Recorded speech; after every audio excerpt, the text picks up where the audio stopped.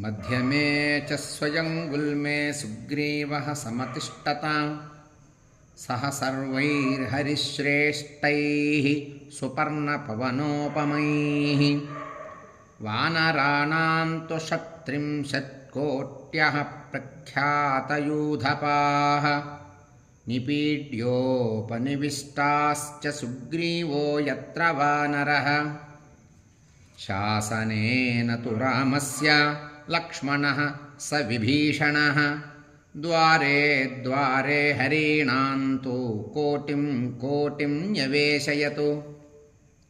पश्चिमेन तु रामस्य सुषेणः सहजं भवान् अदूरान् मध्यमे गुल्मे तस्थौ बहुबलानुगः ते तु वानरशार्दूलाः शार्दूला इव दंष्ट्रिणः गृहीत्वा द्रुमशैलाग्रान् हृष्टायुद्धाय तस्तिरे सर्वे विकृतलाङ्गूलाः सर्वे दंष्ट्रानखायुधाः सर्वे विकृतचित्राङ्गाः सर्वे च विकृताननाः सर्वे विकृतलाङ्गूलाः सर्वे दंष्ट्रानखायुधाः सर्वे विकृतचित्राङ्गाः सर्वे च विकृताननाः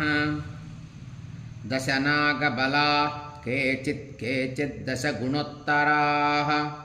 केचिन्नागसहस्रस्य बभूवुस्तुल्यविक्रमाः सन्ति चौखबलाः केचित् दशगुणोत्तराः अप्रमेयबलाश्चान्ये तत्रासन् हरियूधपाः अद्भुतश्च विचित्रश्च तेषामासीत् समागमः तत्र वानरसैन्यानां शलभानामिवोद्गमः।